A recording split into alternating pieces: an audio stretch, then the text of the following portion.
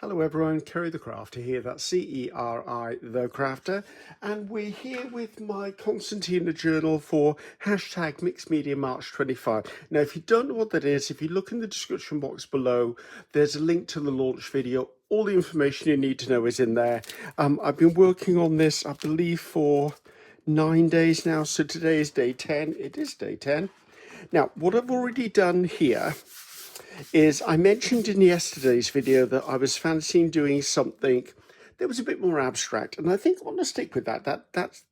That's been playing on my mind, and I want to do it. And I thought what I'm going to do is, because the way the pages are made, I end up with doubles, and this is obviously 11 and this is 10. So I think what I'm going to do is I'm going to create an abstract with paint here, and then tomorrow I'm going to create a complementary abstract inspired by this one, possibly trying to duplicate some of the shapes and maybe some of the colors as well, but I'll do that one in paper or arty book pages, and this won't be done in paint. So first thing I need to do is sort out how I'm going to set this up so you can all see. Can you see the top? You can see the top. And that gives me working room down here. Now I'm going to be using my gel plate, but not to print. It's going to be a palette. So I'm going to put it down here somewhere, and then I'm going to be able to pop in and out of it, and I can lift this up to show you what I'm talking about. So just tweak that a bit more up there. Right, let's get something to cover that with. And if I just put that over there, what I'm going to do is I'm just going to use some masking tape just to hold it in place, because I would not want to, actually need to go all the way to the edge, don't I? I do not want to get the previous days damaged. That's probably going to be my problem when I'm working on the reverse side, is trying to make sure that I don't damage anything that's on this side that's already finished. Right, that'll kind of hold it down. So I have come in and I've already put a layer of matte medium on here. And I did that purely because I need some sort of barrier. I know this is mixed media paper, but I don't want the moisture going through and something happening on the other side, because I have to create on the other side at C10, probably in about 10 days time. Now, what I would say is it has warped the paper slightly. Doesn't bother me. I mean, I'm surprised I haven't had more warpage as I go along anyway. So my idea is I want to cordon off an area, and this is low tack masking tape, and I want to cordon off an area that I can use. And even though the project is supposed to be rectangular, it doesn't have to be perfectly rectangular. It doesn't have to be equal on all sides. It's just, as long as it's rectangular. I'm going to leave this up a little bit, because obviously I'm going to need to put my number in there. That across it. Now, I've not ever taken masking tape off of matte medium before, so I might have to do a little bit of repair work if it doesn't pull up properly. Right. Let's put this one down this side. Make sure it's overlapped there. And this one's actually turned out to be really, really thin. That might be a bit risky. Let's do another piece for the other side. And what I'm trying to do is I'm trying to make an edge that isn't a perfectly straight line. And that's why I'm just tearing my tape. Just because I can, basically. Okay, so that's down there. I am probably, well, not probably, I am going to be using a hairdryer to lift that off when it's time to lift it off, because if I warm up the tape, I find the glue releases a little bit better. You can go to use there. Now, the idea for this is, I pulled out some colours. I've got a magenta. I want to say it's probably a cadmium yellow hue. This is green gold. Sorry, not green gold. It's olive green. This is like a turquoise teal color. I've also pulled out black and white. And what I want to do is I want to put a little bit of each on here, And I'm going to create the abstract piece with both the colour and mixing it to see what the other colours can come out with, just as a bit of an experiment. I do have, however, some white acrylic here, which is not white acrylic, white acrylic gesso here, and I'm just going to come in, excuse my arm, and I want to put some on this page to start with.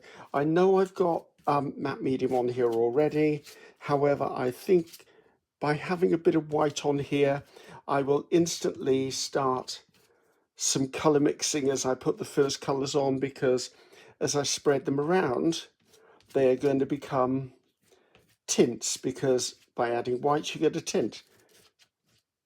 And I think that's possibly enough. I'm pulling in from the outside edge because I don't really want to go under the masking tape, and if I do, that's fine.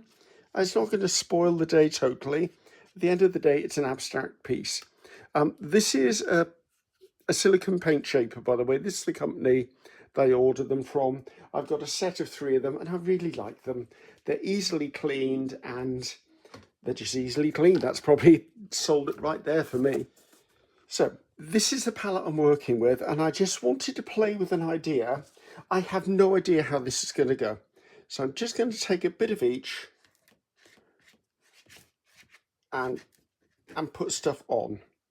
Now, I like horizontal and vertical. There's going to come a time in this where I'm probably going to mix it up, and it's not going to be horizontal and vertical. And already you can see this paint mixing, and that's fine. As I said, this whole exercise is about what colours can I make with the colours I'm putting on, and how will they interact with each other. And a bit of the turquoise, although some people call it teal.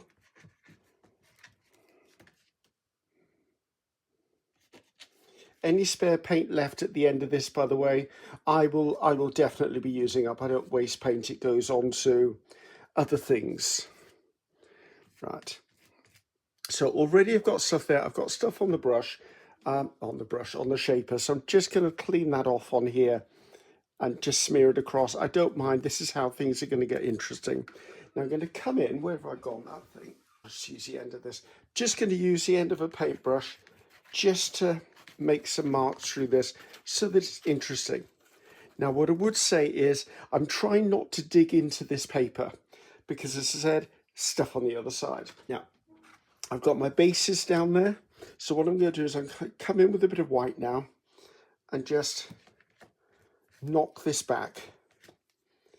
And there will come times when I come in and probably obliterate everything you've just seen me do, and you're going to go, why is he doing that? I could come in with my smaller plate and brayer some white out or black or something and put it over the top. So right, now I'm going to choose 2 colours I wouldn't normally choose to put together. So if I've got burgundy and teal, let's see where this goes. Okay, that sort of makes a purple. Let's add a little bit of white to it. Okay, that's interesting. What does it look like on here? Okay, so it's a bit of a grey purple. Right, I've inadvertently added some black to that one. Not my intent, but let's do some mark making across the bottom and just see where this all goes. Right, just going to wipe this off. Now there's probably going to be the odd occasion I'm going to have to stop as normal to actually just dry this off. Now I know yellow and green are going to work, but if I had a bit of white to a bit of that green, that'll give me a softer colour green. Well, it's almost like a pistachio colour, isn't it? So a bit down there, a bit there. Now, the more opaque the paint, the more it's going to cover up what's in the background. I am probably going to be using mark making tools as well within this. Just be aware. I actually really like that. I think I'm going to make a little bit more of that. And because I'm only mixing it in small amounts, it means that no 2 colours are going to be identical.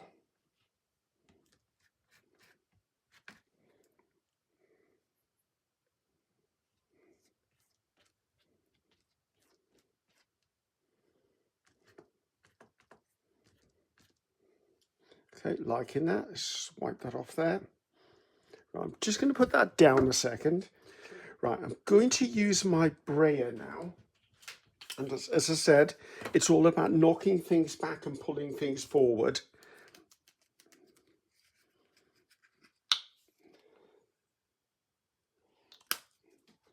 And I want to come in and I want to lift this little plate up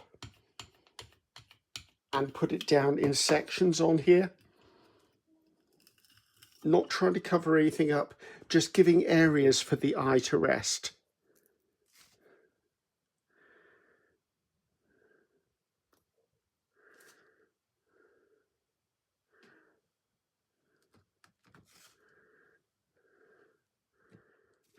I think if I mix the yellow and the magenta next, because that's a color combo I haven't mixed yet. Now, every color I mix, you can add black to, which would make it darker. You could add white to it and make it lighter. So I'm going to take a bit of this and a bit of this and see what we come up with. Oh, that's quite a vibrant something, isn't it? Right. I need the yellow to be a little more yellow.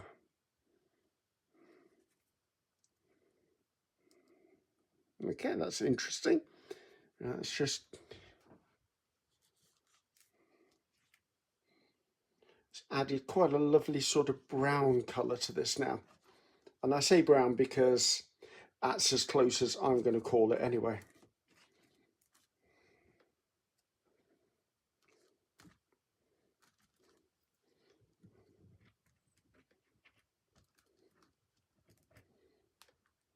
Okay, let's clean this off on my other plate. Now there will come a point where I'm just going to go, okay guys, that's enough, and then we go to mark making, because that's how it is going to go. Now, because I've got that down there, I'm going to come in with a bit of kitchen towel or paper towel, whatever you wish to call it. Again, depending on which country you're in. Rub that down. I'm going to lift it back off again gently. And I like the fact that it gives me all of that texture. It transplants the print marks from here through to, let's see if I can zoom in a bit. But it gives me something in the background is what I'm going at. Now, I'd like to re-establish some of my original colors in here, I think, because I don't want it to get too messy on me. So I'm going to come in, I'm going to pick up some of the yellow. And I think down here for yellow would be good for me.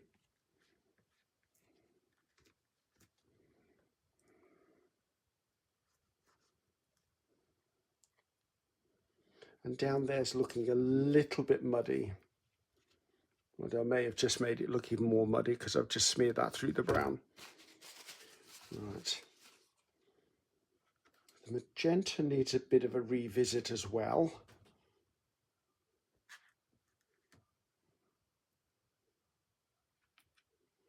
And actually I'm going to put magenta onto where I just put the yellow, because that may rescue that a bit.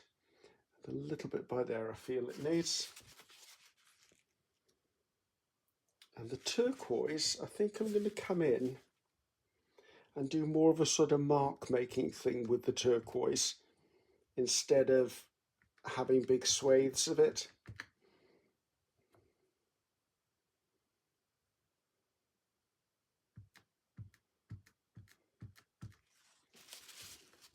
Okay, right. I need to dry that because my next move is I want to come in with white. And I want to come in with white so that I don't smear the white through any of the other colours. So bear with me. I'm going to do something with this as well. And I'm going to clean this up as well. I think I'm going to have to put a bit of paper on this and just pick it all up in one go. But bear with me. I'll be back in 2 seconds, guys. So that's dry, and it's dry enough for me to work on now. So I'm going to come in now, and I'm going to come in with, you've probably seen this before. This is the lid off a candle.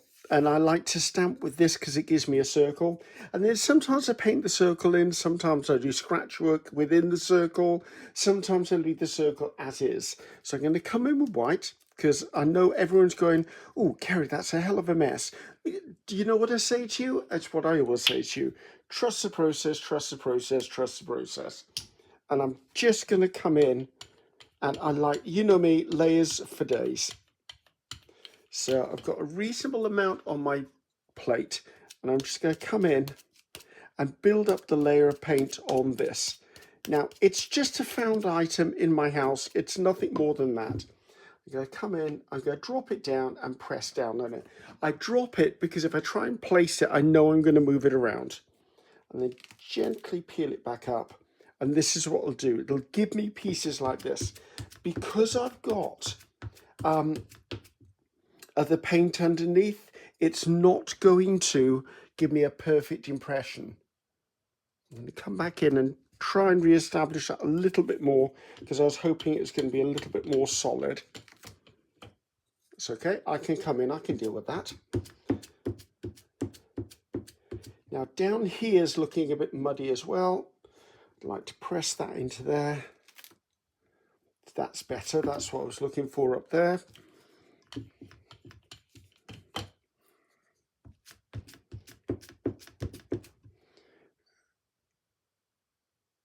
It's too balanced if I put it there. Put it there, and I was going, that time I didn't want a good impression. I'm just going to see whether I can get this to give me, I don't know whether it's the surface I'm pressing on. It just will not give me a good impression there. Right, there's more than one way to deal with you, Mr. Print. I'm going to come in, I'm going to pop you that way on. Okay, if you're not going to do it that way, I will do it the old-fashioned way and paint you on if it comes to that. Right, let me just grab the paintbrush. I mean, I could come in with my fingers, obviously. Now, what I'm doing here is I'm adding the colour on, and then I'm going to press on top of it.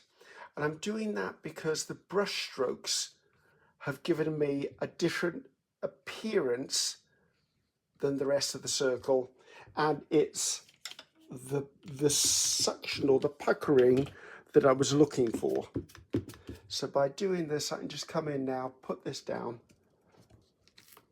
and it's re-established part of the texture. I'm okay with that. Right, do I need anything else in there?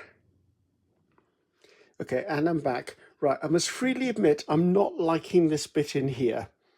Now, I can just white out areas if I wish, but I want to look and see what colours I do like in here. I quite liked how that green worked, and I like the yellow there, but I feel if yellow comes all across here, it's going to be too much. But I think I want to try and get some of that green into the middle. Now, it could be the green, it ends up being the feature area on this. I am not certain at the moment. So if I remember right, it was green and white made that beautiful green colour. I'm not going to put it on with a paint smoother, but I am going to paint shaper, but I am going to mix it with one because it's easier for me to mix it with one. I do like that colour a lot. Right, so I think I'm going to come in now, and I'm going to use my paintbrush, and I want to take this into there, just to give the eye a resting place. Now, there is so much more to go on here yet, guys, so let's not worry that Ceri's losing the plot. Mind that I could easily be. I'd quite like to establish that up there again because I liked it.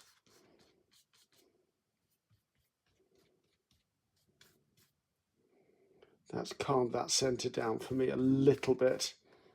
Right. I'm going to come in and I'm going to chop it up a little bit so I haven't lost everything that was previously there.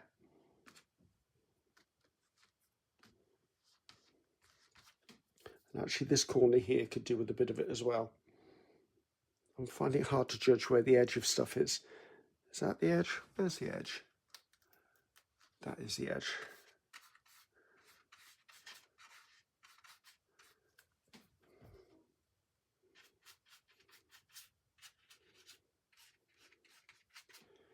There you go. And the reason I'm doing this, guys, is it's helping me decide what colours I actually want on here. I mean, you saw when I came in, I just went for it. And that's the joy of just experimenting, just going for stuff. So now I've got that on there, I'm a lot happier now because I want the magenta on there, but that was just mud in the middle. So again, I'm going to pause because I need to use this paint up on something else, and then I'll be back to you. And here we are, we're getting to it now. I'm now going to want to put the magenta back in. Remember I said I liked the magenta, I just didn't like the muddiness of it in there. So what I'm going to do is I'm going to roll out some magenta on my 5x3 gel press, and then I've cut a piece of card. Now this is just off the back of one of those pads, you know, your paper comes in, because I want to put a strip in here, but I don't want a perfect strip. So I'm just going to press this down in the paint a few times just to build up a random shape. And I'm going to come in, I'm going to lay it on there, and see, it'll give me that instant grungy look.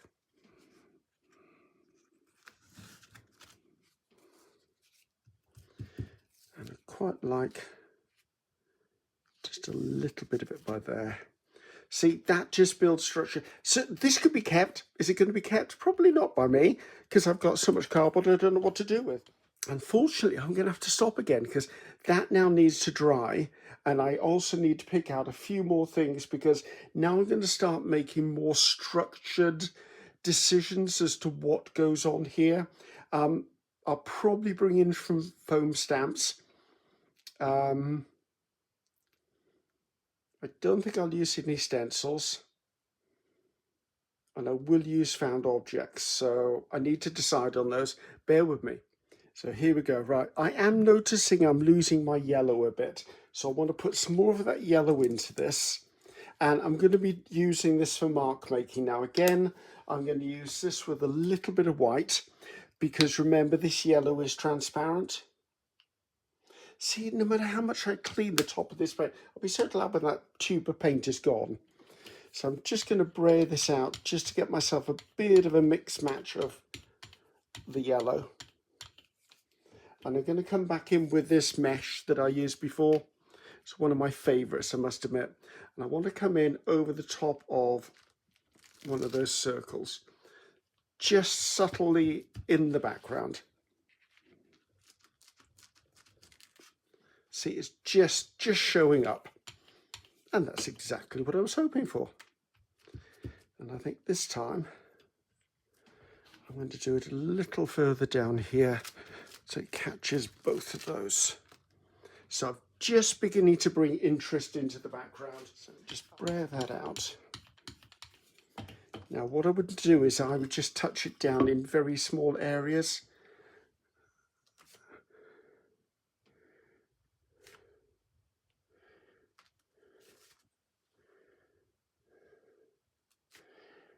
I think I'm going to have to come back in with my turquoise in a minute, because I feel like I've lost my turquoise.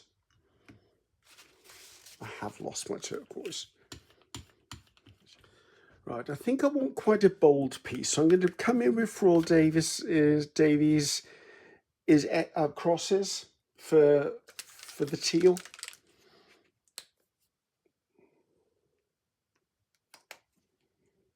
Just because I now need larger blocks of colour to settle what's going on in front of me. Now, I don't want a perfect print. I know I say that every time, and it sounds like I'm covering up the fact that I'm not always getting a perfect print. There are times for perfect prints, and there are times for not perfect prints. This is where I don't want a perfect print. I'd like a nice print, but it doesn't have to be perfect.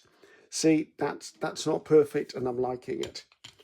Right, I need to, let's put that down by there, because I don't want to get it on the bottom half of the page.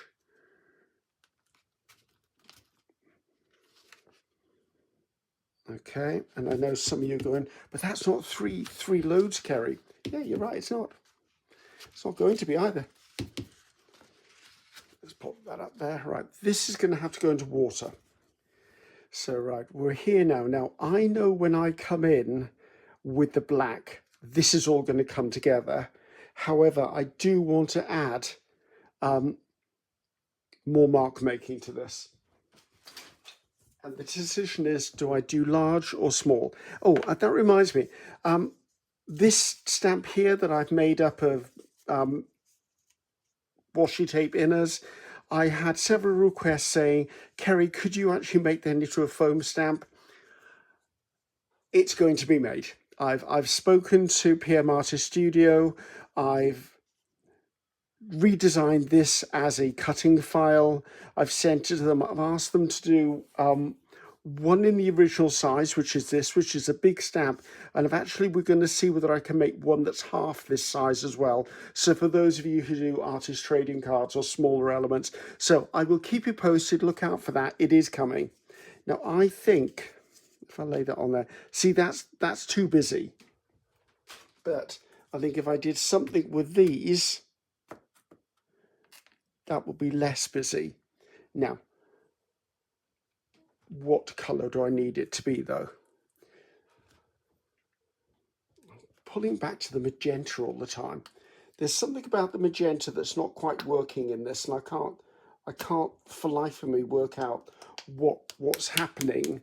The magenta isn't staying magenta, it's sort of going a burgundy-ish type of colour, which is very peculiar when I know that, I mean, look, it's possibly the green background it's on. Let's just be honest about that. So I'm going to come in, just a duct tape inner or a large inner tube. I'm going to come in. It doesn't have to be perfectly matched to the circle, but I'd like it in the same vicinity as it.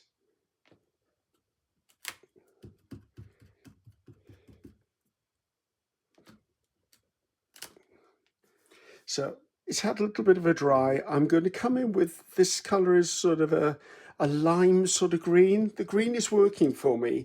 The green doesn't have the punch I want it to have. And I'm going to use a foam stamp, which is one of mine. I think this is called Sketchy Dots, or it's called Mark Making Dots. If you want any of the products I'm using from PM Artist Studio as far as foam stamps or stencils, at the bottom of my description box, which is below this video, you will always find a link that says Ceri Griffiths Designs at PM Artist Studio. You can always go in there and everything will be there.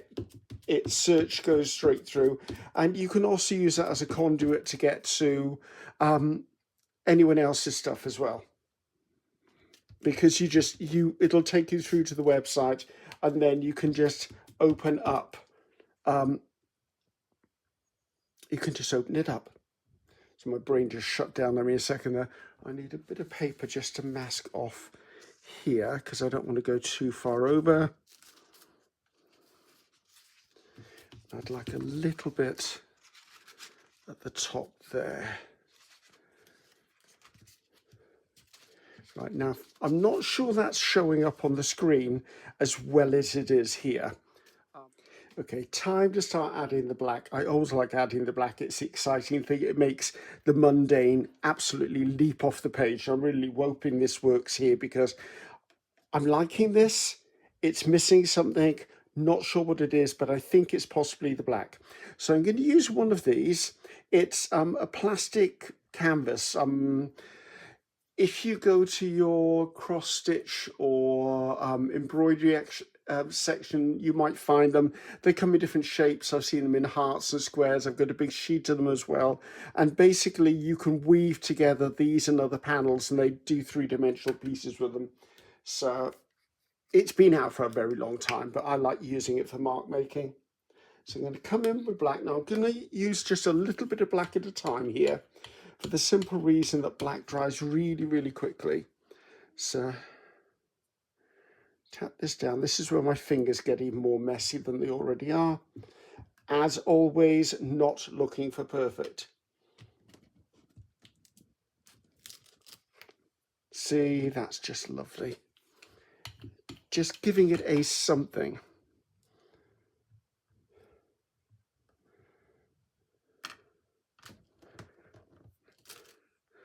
I think before I finish with the black, I might put some white stripes into this, because I feel it's missing the impact of white stripes.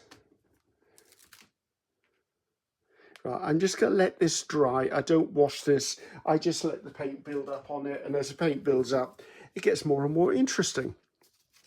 Let's just lift that off there.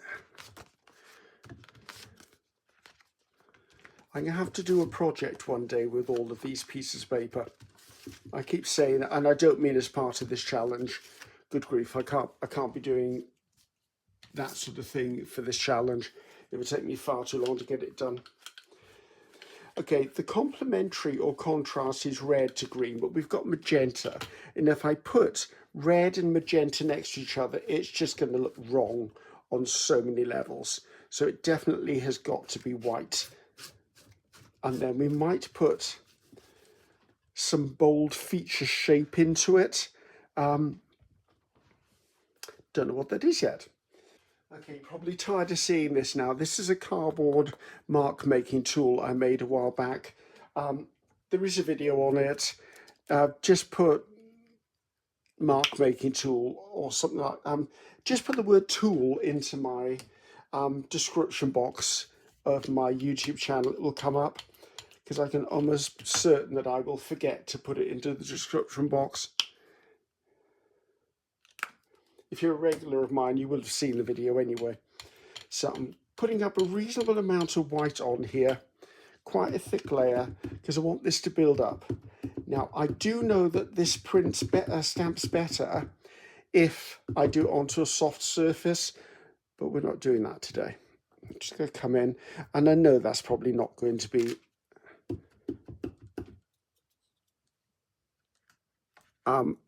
exactly horizontal or vertical. Am I worried? Possibly not. You can come across here. So I'll capture that bit there. There you go. Might as well just stamp the rest of this off on here.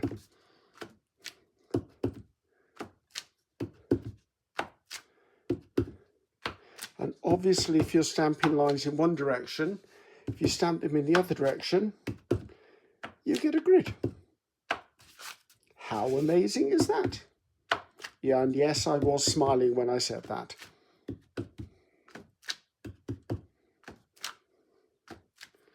Right, that can go to one side. So I think now I need to consider what the big and bold is. Do I use a stencil? Do I use a stamp? I think I need to pause and go and hunt through and see exactly what I feel things are needing. So I've decided to do two things. I'd like to put a line of blocks down the side of there in black, and I've got my foam stamp of numbers, which I really love this one, and I think I'm going to do this in Payne's Grey and put it here, because Payne's Grey's got a bluish tone to it, and I really like the thought of that. So first of all, let's sort out where this is going. Now, I don't want 3 rows, I only want 2 rows. So what I'm going to do is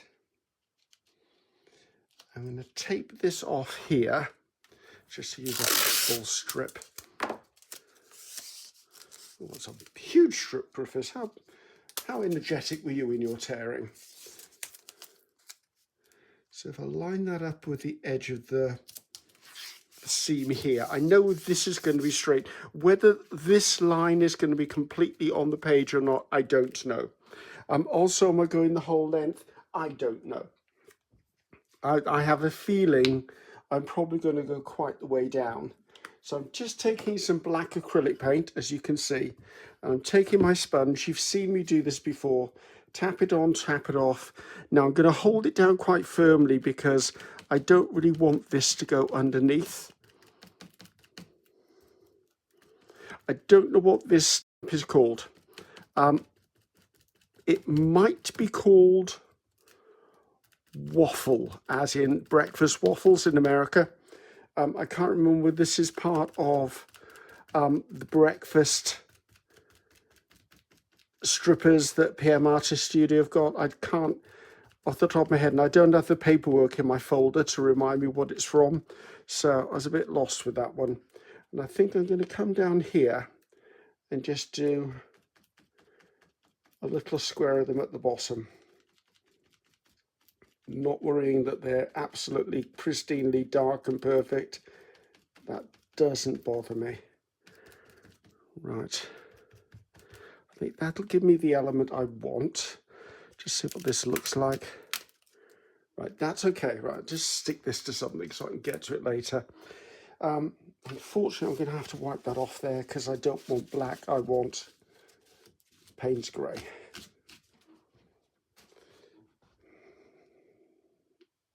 Yes. So I'm just trying to figure things out in my mind. I did want that down there, and I think I'm going to stay with it down there.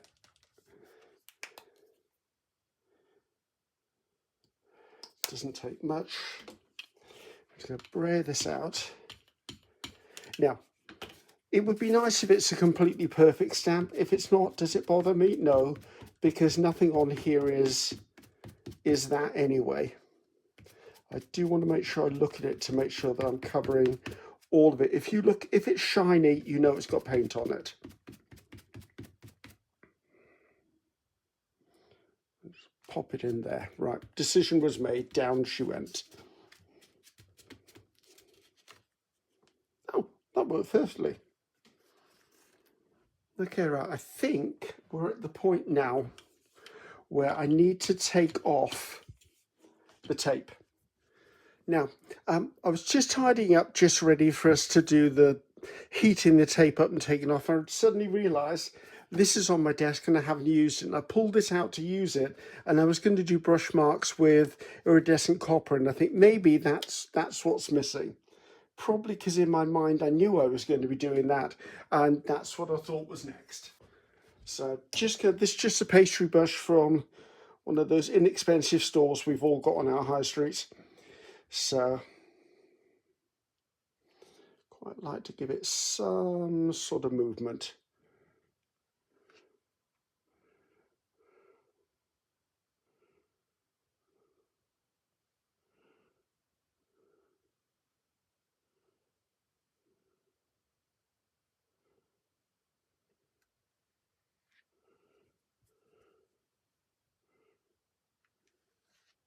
That'll be enough of that. Now, I'm going to pause here. I'm going to dry this off, clean this up. Now I'm going to come back. I'm going to use the hairdryer, but I'll turn the volume down just to take the tape off, because neither of us know what's going to happen at that point, because there's quite a build up of paint over the edges of this tape. So I'm hoping this is dry enough that I'm not going to smudge anything. So what I'm going to do is I'm going to turn the volume right down. You might just hear it in the background. And then I'm going to heat up the strips of tape and take them off. And I'm hoping to goodness they don't tear the paper, because that would be a disaster in the middle of a book I can't do other repairs on. So bear with me, volume going down. I'll come back when it's finished. I'll also speed it up a bit as well, because otherwise it's a bit boring. It's not like watching paint dry, but it's like watching tape peel.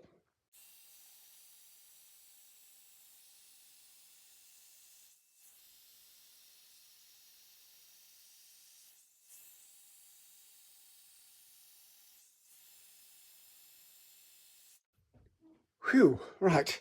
Didn't that change the way that looked? Right, now I've got some green down here, which I obviously went overboard with that. I've got a little bit of teal up here. Now I don't know whether I want to. Okay, that I think I'm going to paint over and just get rid of. If I can put some white onto it, then I think that will just make that work. It'll take it away from me. I'm so glad when I've got rid of this paint tube. So if I just come in, and not because I'm looking for perfect, but I am looking to conceal things that are distracting to the eye.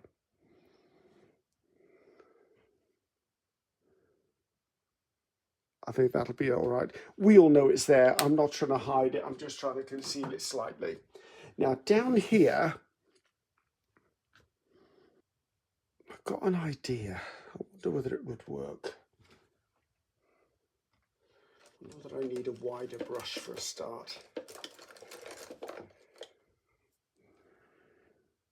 Right, I've got an idea. Let me just try this out. Where's that? I'm going to pull in the magenta.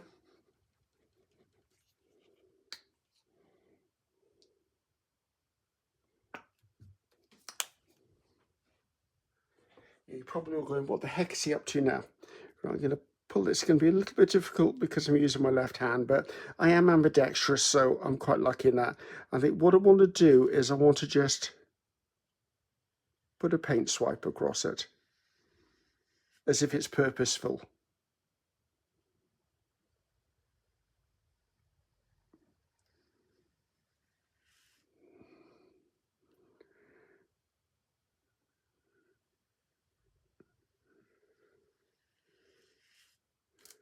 Okay, that sort of works for me. I can do that. I'll deal with that later. So that gives me some reason for that to be there. Now, what else do I want to do with that?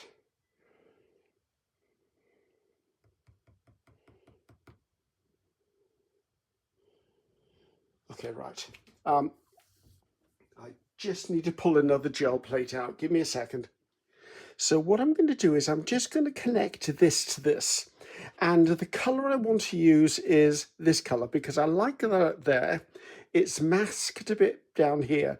And if I like what I do here, I may just do the same thing up there. Just to extend the thing. I will still leave the area here for my number, and I could sign directly over the top of that anyway. So just shaking out this color.